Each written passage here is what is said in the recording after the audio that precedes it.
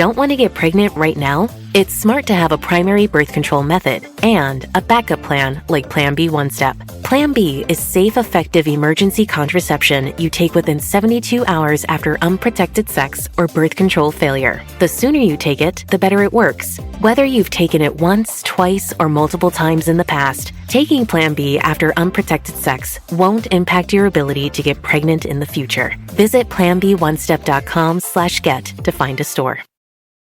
Hi, I'm Richard Karn, and you may have seen me on TV talking about the world's #1 expandable garden hose. Well, the brand new Pocket Hose Copperhead with Pocket Pivot is here, and it's a total game changer. Old-fashioned hoses get kinks and creases at the spigot, but the Copperhead's Pocket Pivot swivels 360 degrees for full water flow and freedom to water with ease all around your home. When you're all done, this rust-proof anti-burst hose shrinks back down to pocket size for effortless handling and tidy storage. Plus, your super light and ultra-durable Pocket Hose Copperhead is backed with a 10-year warranty. What could be better than that? I'll tell you what, an exciting exclusive offer just for you. For a limited time, you can get a free Pocket Pivot and their 10-pattern sprayer with the purchase of any size Copperhead hose. Just text WATER to 64,000. That's WATER to 64,000 for your 2 free gifts with purchase. WATER to 64,000. By texting 64,000, you agree to receive recurring automated marketing messages from Pocket Hose. Message and data rates may apply. No purchase required. Terms apply. Available at pockethose.com/terms.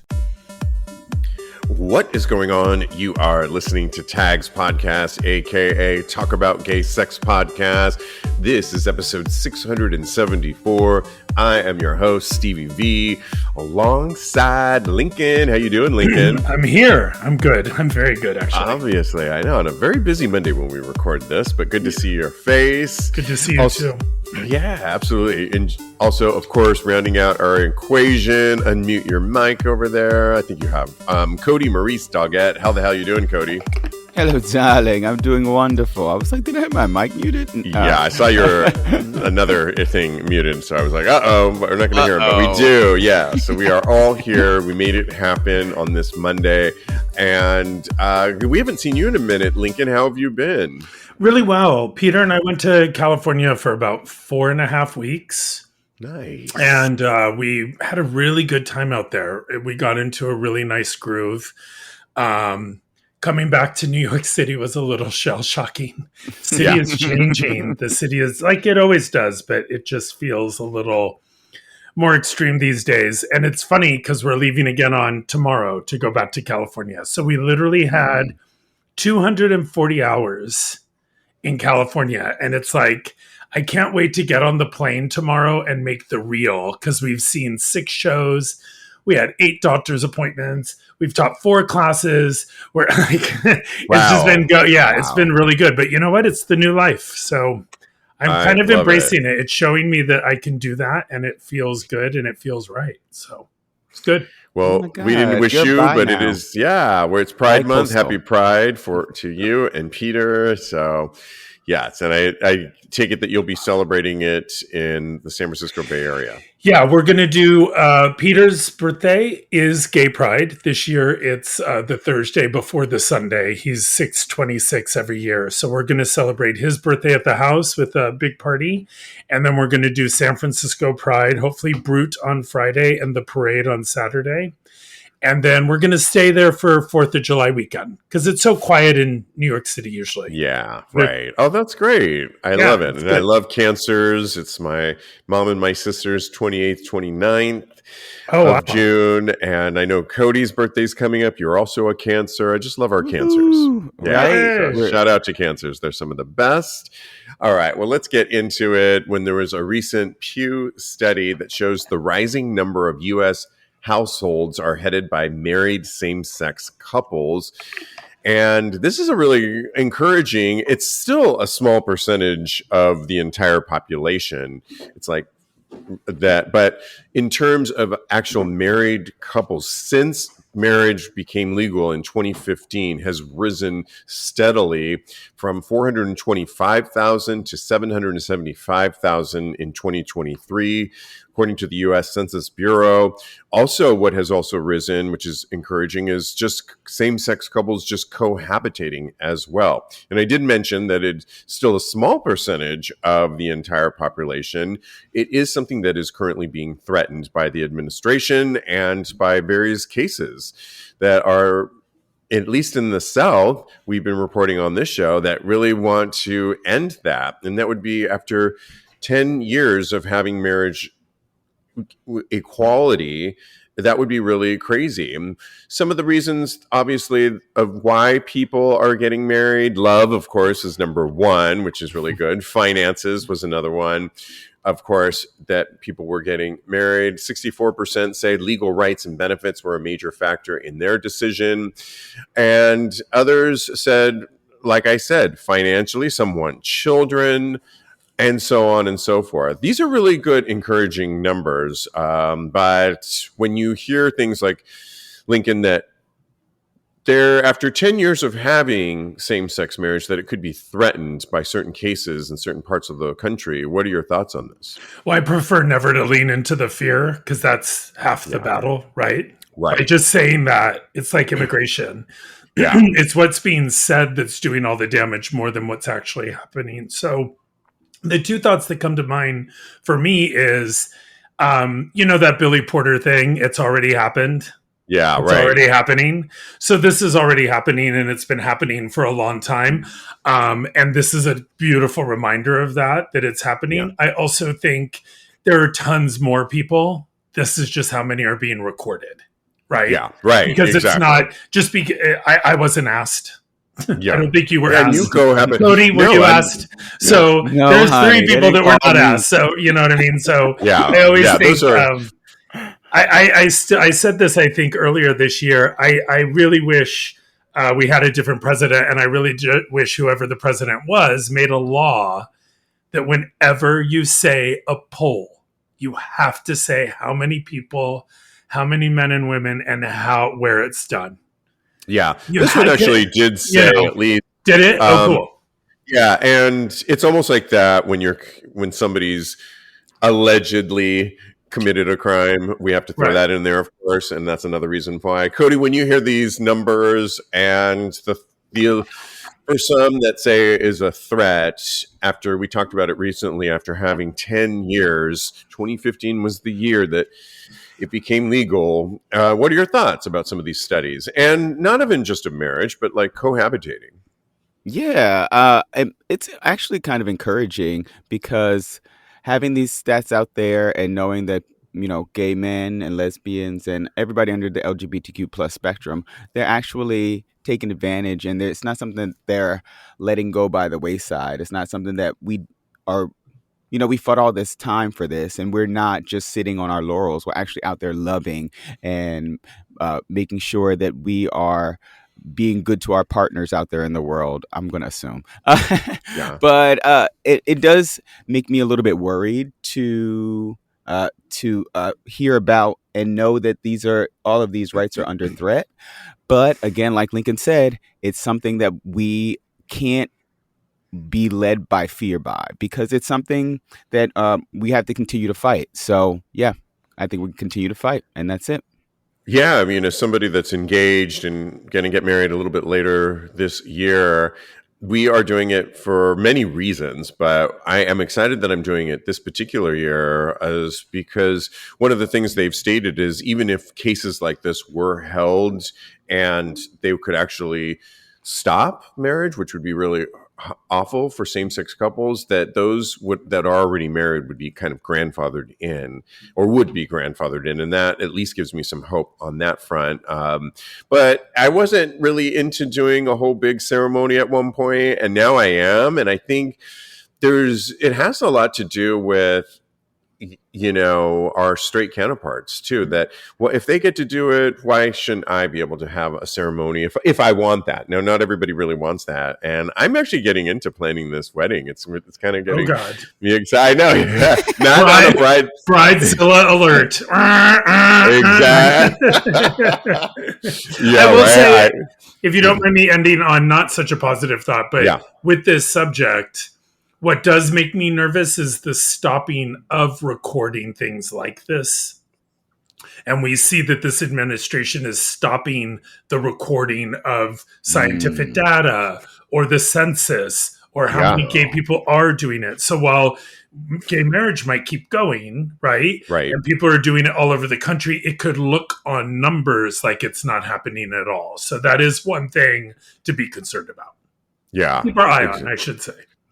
Absolutely. Well, love must be in the air because there was a viral TikTok. Are you kidding me? It was entitled "A Gay Couple Proposed at the Same Time" in a viral clip that actually is a must watch. It was Jordan and Roy on top of Acatenango in Guatemala with an incredible sunset behind them, this really beautiful orange hue. They both actually, it seems like their friends knew what was going on because one of them kneeled down, I believe it was Jordan, to the ground on one knee saying, "I wanted to know if you would be my bootsy." That's probably their little cute term. And it didn't take long before his partner, Roy, took to one knee as well. And he had a ring in his hand as well. And they were like stunned that they both planned it, but that their friends who were recording it knew. And you guys got to watch this video. I'll post it on tagspodcast.com. It's really adorable. And I know, mine wasn't as nearly as amazing as this, but it was romantic in many ways. I know you proposed to Peter Lincoln, and you did it in San Francisco. It's been a while since you told that story, but on the brief note, can you just retell it because it is really special? Well, my engagement story with Peter is definitely one of those you got to go with the moment. Right. You can plan from here to eternity, but the fact of the matter is you got to go with the moment. I wanted to ask him to marry me on the Golden Gate Bridge. Of course you did. Because my grandfather and my great-grandfather worked for U.S. Steel that created the original wire rope that held up the Golden Gate Bridge. Oh, my God. So we have pieces of the original Golden Gate Bridge at the house in California. And the Golden Gate Bridge and the steel mill have always been an intricate part of my family throughout the years. And my grandfather was the head of maintenance of the plant. So you know how I'm so like clean, obsessed, whatever. It's in the blueprint. Like it just, like I should just start a cleaning service, call it a day, right? So we were driving to, and before that, I did, what are the boxes that go into the other box? Nesting boxes. Oh. I did 6 nesting boxes that you kept opening. And the very final one had this long ticker tape thing that talked about how much I had Peter read out loud how much I love him and how good we are together. And after he read the ticker tape on the Golden Gate Bridge, I had the ring and I gave I used what I thought was my father's wedding ring and my grandfather's ring that he wore my entire lifespan. Come to find out, the ring I gave him was my grandfather's wedding ring as well. So my grandfather, Charlie, was all over the place. However, it was also done on Christmas Day. It was the Christmas after my mom had passed, and I wanted to reinvent Christmas and not make it a new memory. Exactly. Make it a new event and have all the old Christmases still be there. But now, we celebrate our engagement. Yeah. So first off, Peter gets a sinus infection and cannot see straight to save his life the entire trip to California. So he doesn't feel well at all. And then we spend Christmas at my cousin Noel's house in the city. So I'm like, let's go over the Golden Gate Bridge instead of the Bay Bridge. It'll be great. Literally, people are on the bridge. It's raining so hard that umbrellas are like sideways. And people are trying to stay on the bridge. And I'm like, okay, this is never going to work. Yeah. So as we're going over the Golden Gate Bridge, I see in the distance the Palace of Fine Arts, which is where I used to see Marianne Williamson do all of her lectures. So I know that place like the back of my hand. It's beautiful. Love it. And for those of you that don't know it, it's iconic. It's the park in San Francisco that we all love and adore. And it survived after the earthquake and the fire of 1906. Like that's what a lot of San Francisco used to look like. Yeah. And it just didn't survive the big earthquake. So we got there was a covering. My cousin was with me. She videotaped the whole thing. It was very, very lovely. Peter still I think he was so hopped up on some Meds. sign of consent. He would have said yes to anything. But Right. and if You got anything him in else, a it's good a good moment. story. Yeah, exactly. Yeah. Oh, I love that. Yeah. No, that's beautiful. That's how Wow. you catch them. Get them hopped up on painkillers. It makes a good movie, a good rom-com, though, so don't forget that. I won't. Yeah. It'll be in the book.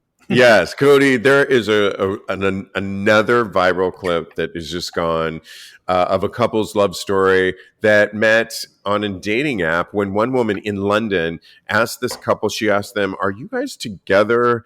And the couple said, "We are." And she asked, "Where did you guys meet?" And they looked at each other and they said, "Grindr." The couple is adorable. I have to actually put it in your guys' link so you kind of have a reference to this. I think they're really cute, sexy guys. But more to the point, they said one of the response, matter of factly, was Grindr. Most gay couples meet there, they said.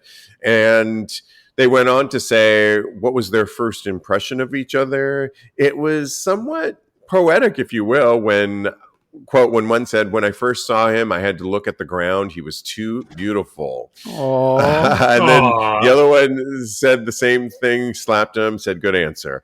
And somebody else said, "I thought he was the hottest thing since sliced bread." And they were just really genuine, I think, Cody, when they answered these questions. And it just goes to show you that you can meet anywhere. You can meet in a meet cute. I met mine in the Eagle, a bar that I've gone to for my whole life, and you can meet on Grindr too. What are your thoughts when you hear a story like this? That their honesty. It just warms my heart. They're both very adorable, even with face tattoos. That is right there. Right. Yeah, they've got the face tattoos and all sexy men, but yeah. Yeah. I was like, oh, okay, face tattoos. It's taken aback a little bit. But then I was like, no, he's really cute. So yeah, I love this. And I love, and I love that you can meet it. You can meet someone anywhere and fall in love. You got to keep your eyes open, make sure that you are letting the right ones in, and I think that move from there and it'd be great.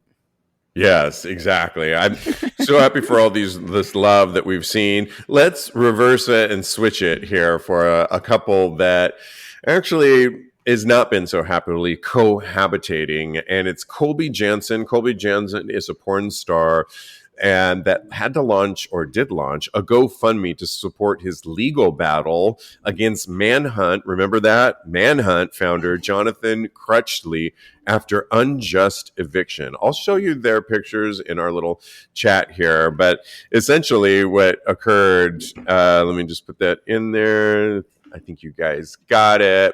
Basically, for as long as Colby can remember, he's been living with Manhunt owner there and been getting a huge stipend and living a really nice life. He's been getting about $20,000 a month.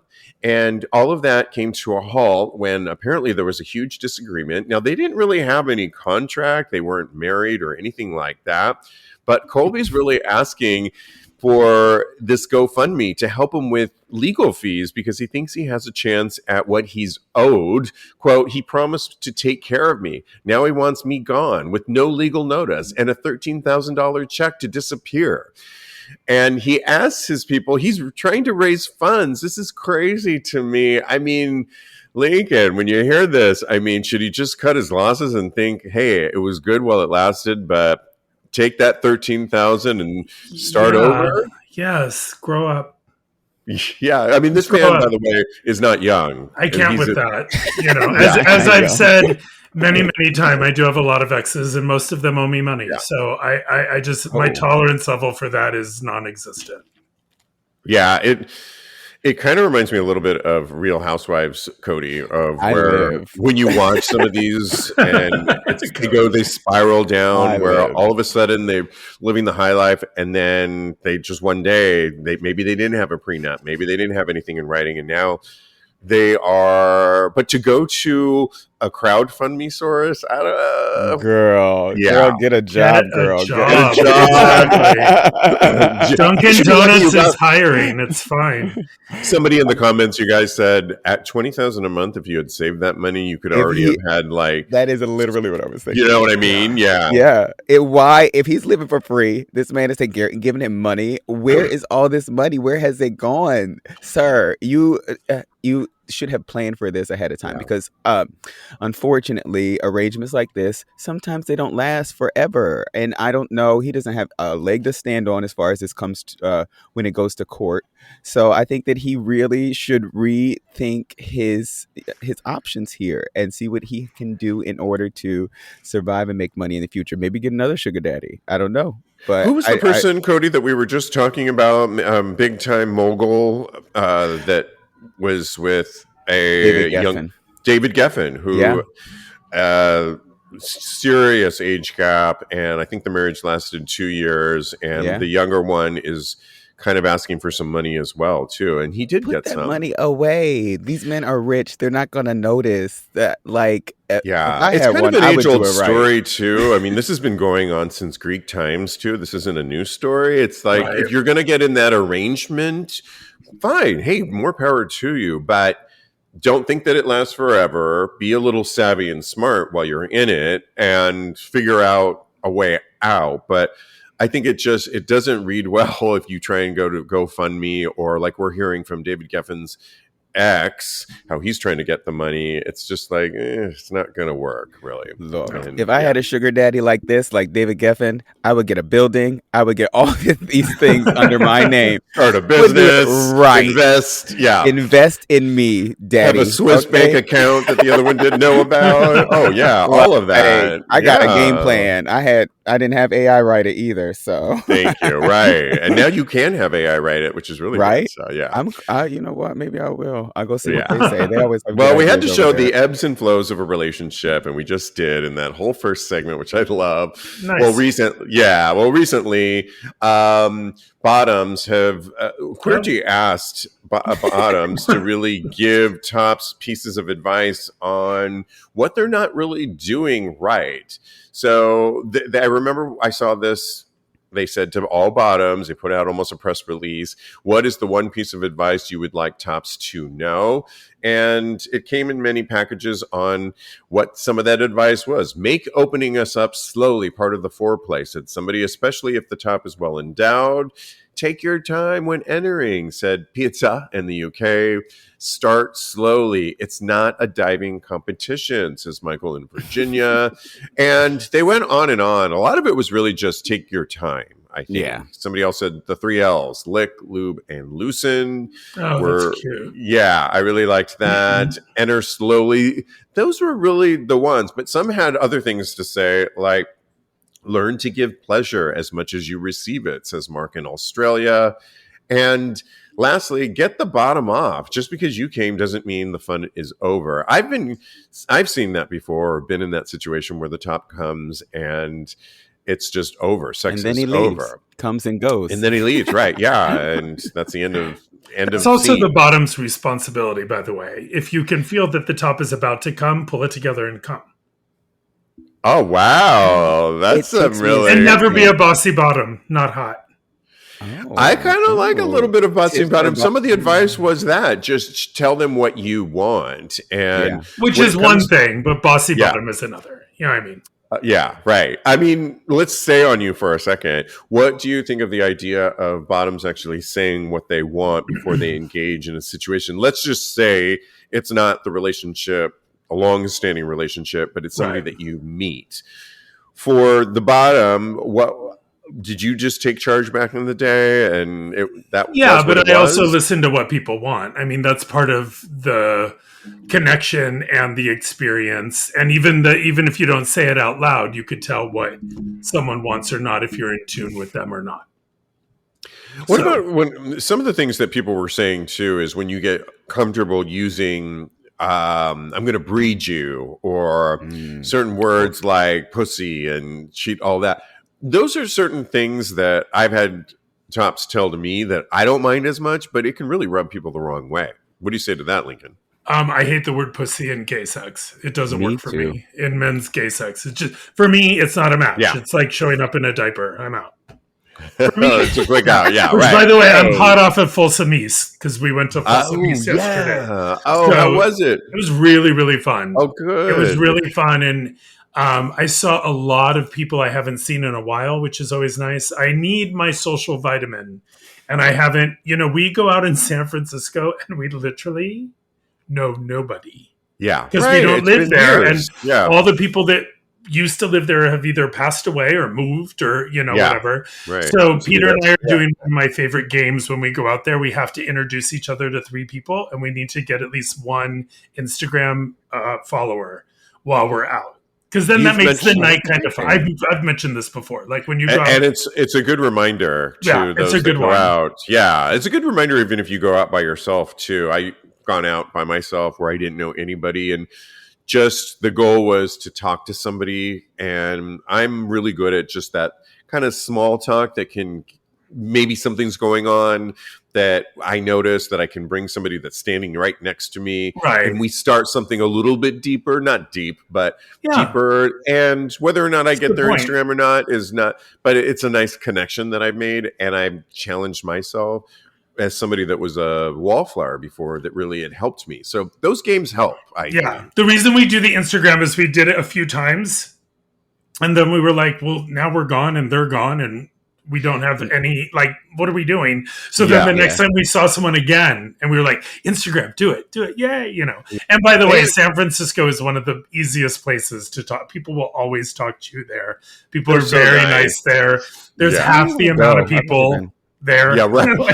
It's not as crowded. It's not as needy or pretentious as New York can sometimes be. But LA, or anywhere. Yeah. Cody's, excuse me, take over. Excuse me. Go ahead, Cody. How do you feel about this? I'm losing my voice here. About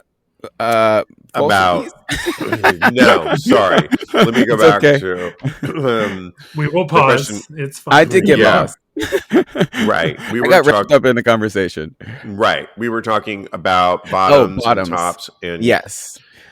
So yeah, I think that what everybody was saying, the most important thing is communication, and it's verbal, but it's also physical communication and cues from the other person as far as their body language and things like that are concerned.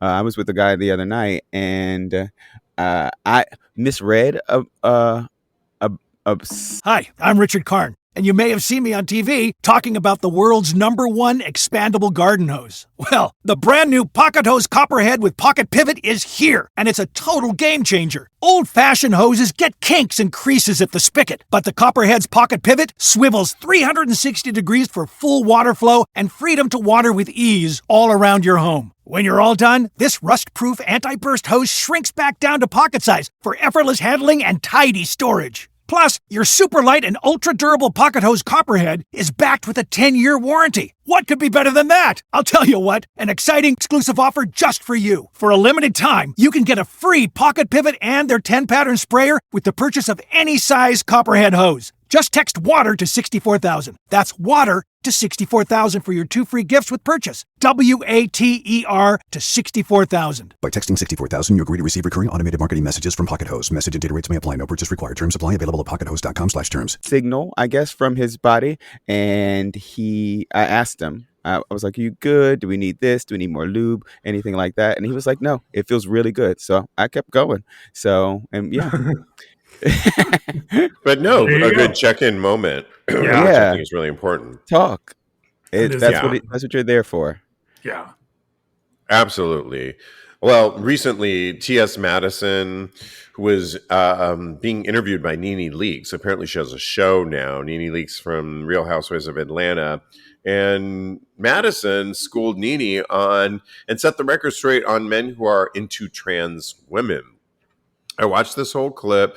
It was really interesting. I love T.S. Madison. I know you do as well, Cody. And when it came to this interview, NeNe came from a heterosexual female perspective on when it came to who T.S. was potentially dating. I mean, I think NeNe is single and looking for men right now, and she was kind of back and forth in this interview about whether or not she's dating men or not men. But when they were comparing, she should have already done the research on who was sitting across from her, T.S. Madison, trans, and got it all kind of wrong. She basically said that she learned that men, they might be dating the same men. And she was all up in arms. Am I right, Cody, on that? Oh, yeah. She was flabbergasted, I think. Yeah. Quote, if a man is sleeping with you and sleeping with a woman, he's something, Leakes stated. He's like gay. And on the contrary, Madison explained that if a man is attracted to her and or NeNe, he likes women, though he could also be bisexual or pan. NeNe was totally like perplexed by this whole thing. She didn't understand. T.S. Madison was really clear about still having her junk and all of that. I thought it was a really good discussion because in the end, T.S. Madison really schooled not only NeNe, but on the facts. And here's some of the facts she wrote in a later post. 1, if you are female that's dated multiple men in your life, it's possible that one of those men have experienced something you may deem as gay. 2, trans women are desirable to men who identify as straight as well. I know plenty of straight men that found themselves in a relationship with a trans person, and that's all good and normal and fine. She goes on to say that number 3, men who identify as gay do not date or desire trans women. 4, sexual orientations are gay, lesbian, bisexual, and pansexual. Identities are trans, queer, non-binary, gender non-conforming. Lastly, she encourages not only just people in the LGBTQ, but straight women to be on PrEP as well. This was really interesting to me, this whole exchange, because I think NeNe probably thought that they were just going to go back and forth and just kind of kiki it. But she really got a lesson kind of in don't put everybody in certain boxes. And it comes amid season 2 of I Kissed a Boy just wrapped up, and I'm going to start it. Is anybody watching it? I have to start. Thanks for the reminder. There is, they just had the reunion. It is Danny Minogue hosting it, and there is a trans contestant on there that is also looking for a trans male on there. And it's mostly been met with positivity. And this is a dating show. But I think the good news is that it's out there, and people like Peppermint are calling out the traitors for not, it's their 3rd season now, and they don't have one trans contestant on that show. And so when you hear this Lincoln of at least the exchange between T.S. Madison and NeNe Leakes on really just, maybe do a little bit more research before you speak, or what do you say to this? Well, this is not my genre. This is not what I watch. But what I will say is if this is educating people and smoothing out the rough edges of ignorance and what people could experience and maybe handle better if they do experience because they watched this kind of thing and it broke it down in such a way that made it make sense to them. Fabulous. Yeah. Do you know what I mean? Like, right.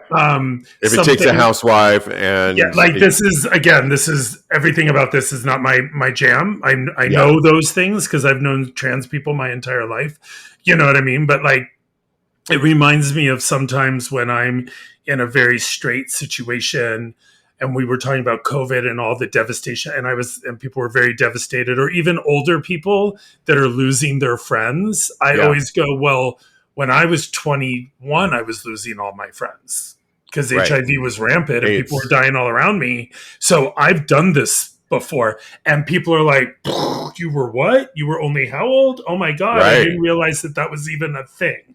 So, and for a lot of people hearing that, they might say, well, I'm super straight and that's not my gig and I don't care. Well, now you heard a story that maybe will make you care. You know what I mean? So if this helps some woman or housewife or whatever these things are, cope with the situation a little better and be a little bit more educated, I'm all for it. Yeah, I agree with you. I mean, Cody, when I sent you this clip earlier, I know that you know both of them very well. You're an Atlanta Housewives fan and also a T.S. Madison. I will watch all the things Lincoln does not watch. I will Yeah. watch them for you, boo. Okay? Yeah. I mean, what did you think about this exchange? Because I bet NeNe didn't expect it to go there. And it ended up, to me, and at least from the way I saw it, as a very educational moment that T.S. Madison then put out to her social media about dating trans people and just what it means to be trans and dating. Yeah. You know what? I think, first of all, I watched the whole interview. I think I started watching it 2 weeks or 2 or 3 weeks ago when it came out. And first of all, I want to say NeNe Leakes' show is kind of hard to watch, but that's neither here nor there. Right. Yeah. She needs to talk to us and get some formatting things done. Yeah, because I noticed too. I was like, what is going on with this show? Even in that 5 minutes, but yeah. But yeah, that conversation was really good, honestly. I think that NeNe started off the conversation one way, which was basically, from what I gathered, she thought that trans women were men still, basically. Yeah, right. From what I understood. And that dated gay men only. Exactly, which is strange to me because have either of you ever wanted to date a trans woman before? No. And the ones I do know are dating, what maybe were perceived before as straight men. Exactly. So I would love to date a trans man. So that's why I'm glad they're on I Kissed the Boy. I'm completely open to that. So that part I'm totally okay to date. But I think in that conversation, I think that her mind expanded on this topic a little bit more. So I think it's really, really good. And I think what Lincoln pointed out, I'm going to say it again. This show is not preaching to the choir. And by that, I mean, the people that needed to hear this got to hear it. They don't already think like us. So they got their, I think the people that watched this show got what NeNe got. So I think it's really good. I like that. Yeah, right. I'm really glad that TS took it to another level and really made a moment out of it. Almost a PSA for some people. And she was so honest in that interview too about she didn't have to really talk about her anatomy, which she does in this. And when a guy comes for, did you hear all that part when NeNe said, well, what happens when, or I don't even think NeNe asked, it was just TS said, when a guy says, put your junk away, I'm like, no, this is a part of me. And exactly. I just know that you're not for me. And that's fine. But this is what you get. And I'm not trying to hide anything. She always puts it out there. Yeah, it's kind of I encourage anybody, at least that 5-minute clip, it's worth watching when they really get into it. It's really, needed right now, I think, in this climate that we are in. Okay. Well, there's been we've talked about a dark room since day one of this podcast, but there's a new one that came out by thegaytimes.com that's a complete guide to dark rooms, anonymous sex, and consent. And most of it just gave the history of it. I think it's always good to revisit this kind of thing. But I wanted to go over some of the questions to ask yourself that they bring up, that if you are going to consider going into a dark room, here's some of the things that one of the psychosexual therapists, relationship therapists, by Genevieve Collister Brown states.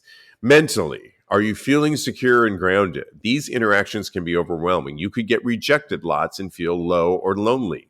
Aww. 2, are you comfortable with it going many different ways? There's an unpredictable nature. It could be surprising, super hot, or anticlimactic. Have you thought about your wants and limits? Do you feel able to stick to these? Do you understand the risks of STIs? Are you prepared and have what you need? That goes back to T.S. Madison, right? Maybe consider getting on PrEP. And do you understand the emotional highs and lows that can come with play like this? What might you need after and how you can give this to yourself? This was really, I think, helpful in many ways. I think many of us that are comfortable going to dark rooms over the years, now I don't even think about it. There's a bar that we all go to here in the New York Eagle where it's kind of a fun circus, if you will, where it is community in many ways. I know a lot of the people there. I can have a drink. If I want to go into that area, I can see what's going on. I can come out of there. I can go. They've got DJs that are really, I can go on the dance floor and I can rinse and repeat, and it's really fun. But if you are new, and every so often I meet somebody new that's going to one of these cruise bars, it can be a little intimidating. The one thing I would say is women, heterosexual women, don't go to our dark rooms. We don't really want you there. And I know that sounds exclusionary, but it's just, you don't want to be there too. I brought my sister there a couple times. She's like, yeah, I don't want to see that. No. Girly Cherish. And gosh. And don't have your bachelorette party there either. Oh my god. Which we've all seen versions of that too. Lincoln, what do you think about these? I know it's been a while since, or you don't need this checklist of mental items, but think back when you did enter, or those that are really thinking about going into a dark room, which are prevalent in Europe, by the way. Yeah. Well, what I'll say is, like, Peter never was in that world. Yeah, so something like this checklist would be very comforting to him. Things that he hasn't thought about. It would also scare the shit out of him, and he'd be like, I'll pass. Yeah. Because, there's a lot going on there. It does kind of take, like, when I started doing that, it was before I was 20. So, and everyone was in the closet. It was things happening in public restrooms. It was things happening it was a different universe. So I almost don't think the back rooms are what they were.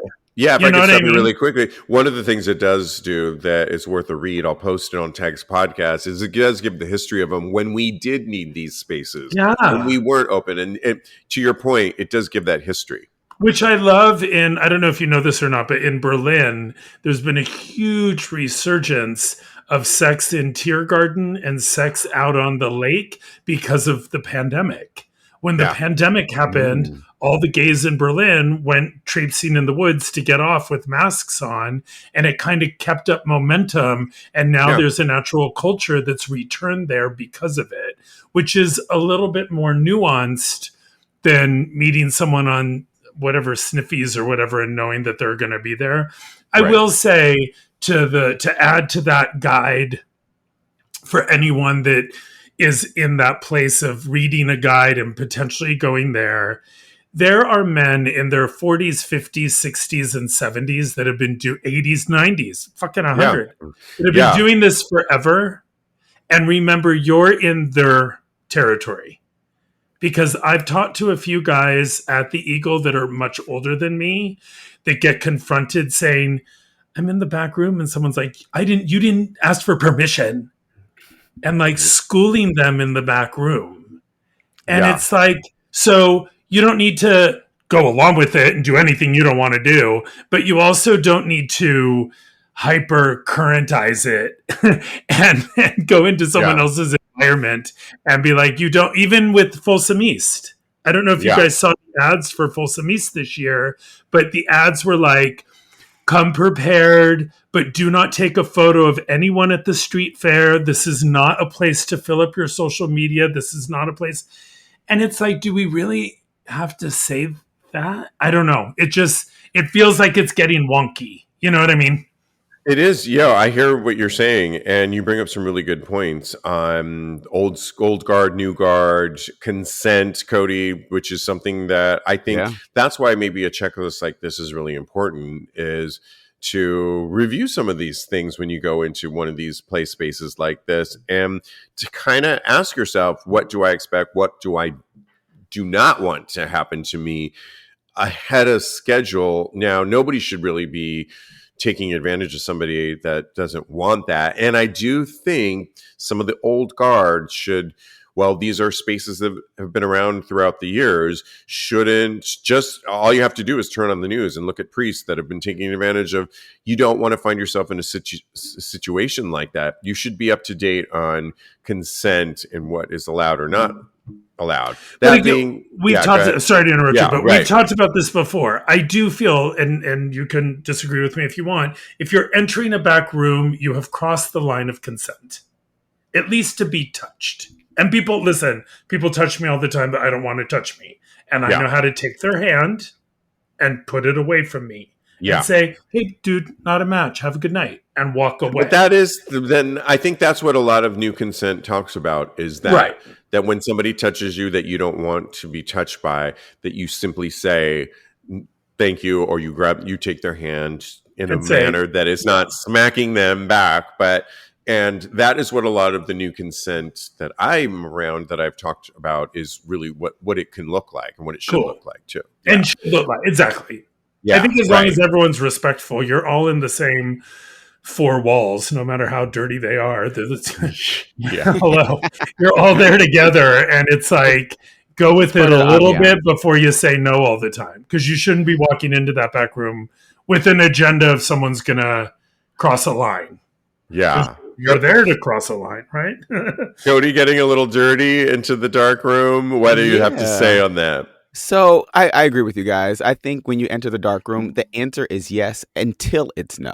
So you have to learn your boundaries and what you're comfortable with, and just try and have some fun back there. It's not that difficult. It's not that. It's not too much as far as your brain is concerned. It's not too much to handle. You're there to have a good time. Let go a little bit, and you'll be just fine.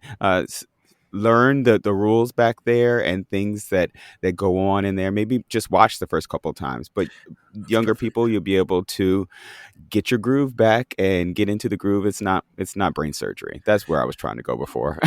You're exactly on the point that I wanted to end with also was I love just sitting there and watching. Something I discovered in a back room is that I really, really, really like my porn live.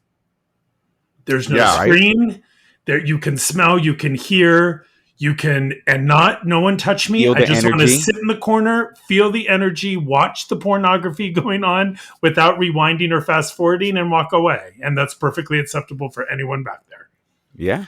Yeah, you bring up a really good point there, because often when I talk about this kind of rinse and repeat cycle that I often find myself on, which I love, is whether or not I even play or have fun, sometimes it's a dark room and there's some comfort in that. And that might sound odd to think, because I've got my cocktail usually, and sometimes I just tuck away in a little nook. And I've always liked you remember when you guys were younger and you'd create forts with covers and everything, and there was a comfort in that. I still love to cover myself in blankets with Diego on the couch, and just to go into a dark room like that with like-minded individuals, just to sometimes look and take it all in for a period of time, can be really satisfying. And sometimes that's all it is. It's just observing, taking it in, and it's kind of my time. I really enjoy that. I also think there's a blueprint in us as gay men that goes all the way back to Roman times that is just that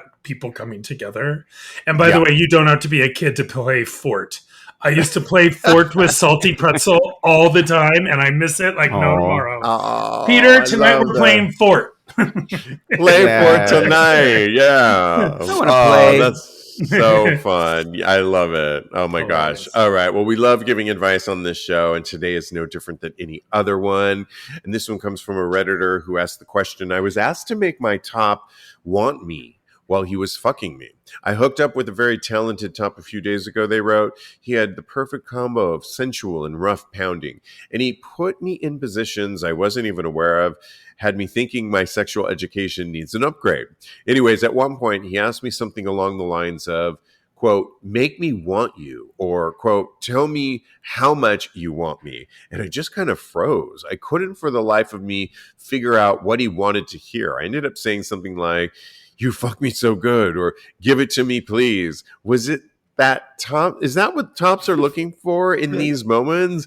And I will say, at first read of this, when I was reading it earlier for this show, I've remembered being in situations before where the top or somebody I was with asked me to do something. And because we always produce a show like this, and I want to hear my co-hosts, and I'm always managing a bunch of things. When I don't understand somebody right away, I hate to ask again, wait, what did you say? Because it's like not production. And I'm often in production mode in my sex sometimes, believe it or not. And I can feel for this guy too. Like, wait, what do you mean? That was not in the script. I don't understand that. Follow-up question. Wait, can you go into a little bit more? I felt for this person, but Some people just, I'll give you a couple of responses that said, tell him your ass belongs to him, that it's his to take as long as often as he wants, or compliment how well he's topping you too. Those are always really good ones. Lincoln, what are your things if somebody said that to you, or have you said to a bottom, like, tell me something, I want to hear this? Well, back to the backroom situation. One of my favorite things to do was to tell two people to do things to each other. Oh, like that's you're such a director. I love it. Wait a minute now. Like when people talk too much during sex, that's when the red ball comes out, because we don't need to, we don't need to. It's not a scene. It's not an Oprah Winfrey episode. Film. Yeah, we're not doing a podcast. We're having sex here. Yeah. So I've never, but a lot of people are really into that, and I've just never overly. I mean, I could say how beautiful someone is, or how hot it is, or how sexy it is, or keep going, or that kind of thing. But I like energy and mental communication more than chit chat. Especially if a purse falls out of their mouth, then it's all not chit chat. A purse. I love what are you having for dinner? Yeah, it's and then we'll talk to it. No, I'm kidding. Yeah, believe it or not, I don't love, as a podcaster, don't love a lot of talk. Although I don't like silence either. So Diego and I have our certain things that we say to each other that trigger each other in a good way, and I've been with others too that I like a little bit of communication going on, but I hear you. I don't want too much talking, and you shouldn't have to elicit a response from somebody that you want to hear unless you've been in a relationship for a long time and it's like, hey, dummy, remember I told you I wanted you to say this? Right. I will tell you just something really funny. In California, we're not in New York City on 8th Avenue, so it's very, very quiet. And we sleep in the big bedroom with the door closed, and I put a automatic blackout shade. So I hit a button and it's like black, right? So one night we went to bed and I have my mouth guard in, I had the earplugs in, it's pitch black, and we started fooling around, and like I couldn't, because we're not there a lot. I didn't know which way was right or left, and I kept my eyes closed, and it was so dark. It was like a completely different I wish experience. We had a camera. Is Peter here? I don't and it was, and we were so connected and upside down. And afterwards, I was like, wow, the absence of everything was so fascinating, and not hearing some crazy guy on 8th Avenue screaming his head off, or a siren like that brings you kind of out of it. It was so silent and calm. So maybe don't say anything, and maybe go the opposite direction. Don't speak, Cody. Don't speak. Although I want you to speak right now. What can you say about this situation? Are you a verbal top? And what do you want? What advice could you give to this person? Yeah, I am an extremely verbal top. I love to talk. I love chit chat. I don't talk about what we're going to have for dinner later, or what we're going to get from the grocery store, or anything like that. But it is very hot to hear them like beg for it, basically, or tell me to fuck them harder, or things along that line. My advice to this person would be, keep it simple. Don't overthink it. Don't ask a follow-up question for more context. It's not rocket science. It's not brain surgery. I said this before, but sex is fun. But tell somebody what you want. And me, as a verbal top, I normally tell them what I want them to say. Oh, wow. Okay. Feeding them lines. I love that. Okay. I like that. Well, we could do this all day long. So much fun. Great seeing you, Lincoln. You can always follow my host on the gram. You can follow Lincoln at his Protein Bakery. It's on 19th Street here in Chelsea when you come to New York. But you can follow it at Protein Bakery, Any specials coming at Protein Bakery for the summer? I have a new brownie that is supposed to be making a return. I was just on the phone with production today about bringing it back. So hopefully they'll be able to do that soon. And we do have a 4th of July sale online. Everyone can order online. It'll be at your door within a week. And if you love the stuff, I have a subscription service. You get 20% off. It can arrive every day or every month or every 3 months. So support a gay business, especially now during Pride time. We love the more, the better. And if you are here, stop by and say hi. I am traveling a lot, but still stop by and say hi. The bakery's going strong. And you can also follow me at Mad Lincoln. I know you're about to say this, so I thought I'd do it for you. My personal account. There's some fun stuff coming on there too. I did some TV series work, and hopefully it'll be aired, and I'll be putting it on there. So. Yay. And just like that, we move on to Cody. If that's maybe a little subtle. Follow Cody on the gram at Mr. Maurice. At Mr. Maurice, of course, on Blue Sky as well at same handle at Mr. Maurice. Follow me on the gram. I am _Steve V. Go to my X or Blue Sky account at Tags Podcast. You get a preview of my naughty content. Go to the podcast, tagspodcast.com, and don't forget to like us and review us. Give us a review if you like what you're hearing. Do it on Spotify or Apple Podcasts. It really helps us on the algorithms and gets us seen a lot more. And in the meantime, continue having hot day sex. Exactly.